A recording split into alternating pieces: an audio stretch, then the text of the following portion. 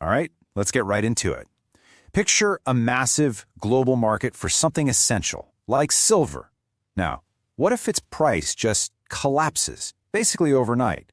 And not because someone found a giant new silver mine or demand dried up. No, it's because somebody, somewhere, changed a single rule. That's a true story, and it pulls back the curtain on this incredible and kind of dangerous tension at the very heart of our financial world. Just look at these numbers for a second. The scale of this change is just wild. To control one single contract of silver, the security deposit you had to put down, that's the margin, leapt from $12,000 all the way to $76,000 instantly. That is a more than 6 times increase in the blink of an eye. This wasn't some tiny adjustment. This was a complete seismic shift in how the game was played. So that leads us to the big question, right? How in the world could changing one number in a rule book cause this huge chain reaction of forced selling and a full-on price crash? Well, to figure that out, we've got to pop the hood and see how this machine really works. To solve this mystery, first, we need to get a handle on the machinery that runs these markets. You can think of it like a global betting platform, but one with some very, very specific rules that matter a whole lot. Okay, first piece of the puzzle, the futures contract. The easiest way to think about this is like an IOU for a commodity. For silver, one contract is a bet on the future price of 5,000 troy ounces. And here's the kicker. Most of the people trading these things have no intention of ever seeing the actual silver. They're not looking for a delivery truck to pull up. They're just speculating on which way the price is going to go. Next up, we have margin. And honestly, this is the most important part. Margin isn't what the silver costs. It's the good faith deposit you have to put down just to place your bet. It's a tiny fraction of the total value, which gives traders incredible leverage. But it's also the buffer that guarantees you can cover your losses if the bet goes against you. So who decides how much margin you need? That would be the clearinghouse. This is the referee of the market. The house. It sits in the middle of every single trade, and its job isn't to care who wins or loses. Its only job is to manage risk and make sure the entire system doesn't implode. They make sure every single bet gets paid out no matter what. So let's put it all together. You've got traders using a small security deposit, the margin, to control a massive amount of a commodity, all with a central referee, the clearinghouse, making sure things don't get out of hand. This leverage is what makes the whole thing work, but it's also what makes it incredibly fragile.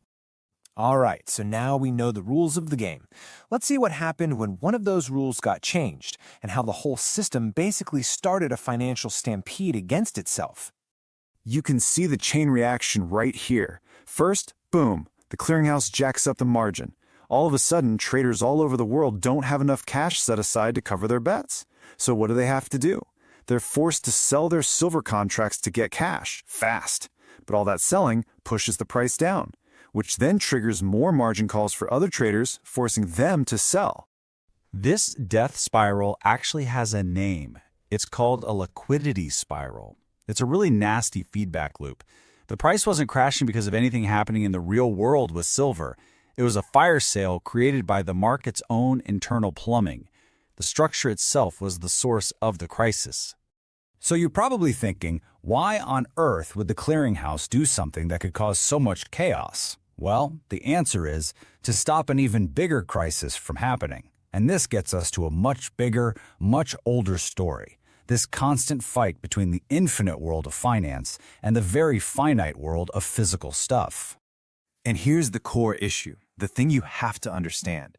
In these markets, the number of paper promises to deliver silver, all those futures contracts, can be way, way bigger than the amount of actual physical silver sitting in a vault somewhere.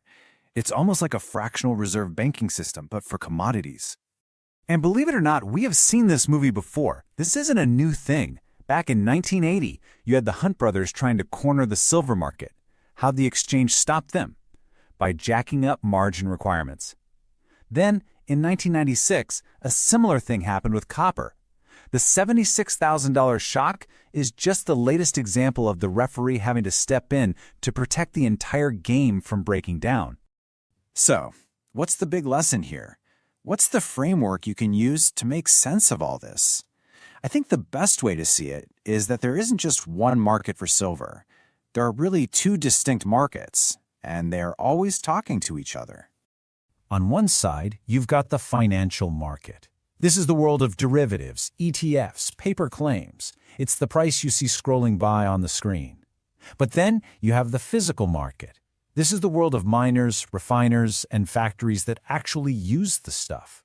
This is where the price is determined by what it actually costs to get the metal in your hand. Most of the time they move in lockstep, but when the system is under stress, they can get pulled worlds apart. And we can even break this down into 3 interacting systems. You've got the financial market, which is what's driving the price day to day. Then there's the physical supply chain. That sets the real long-term value. And then, draped over both of those, you have geopolitics, which can just throw a wrench in the works at any moment.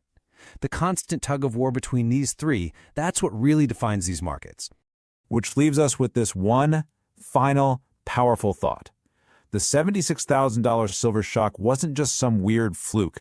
It was a really stark reminder of a fundamental law of economics. Financial claims can be expended forever. You can create an infinite number of contracts, but physical resources, they can't. You can't just print more silver. And sooner or later, the world of paper promises always has to face physical reality. The real question is, what happens next time it does?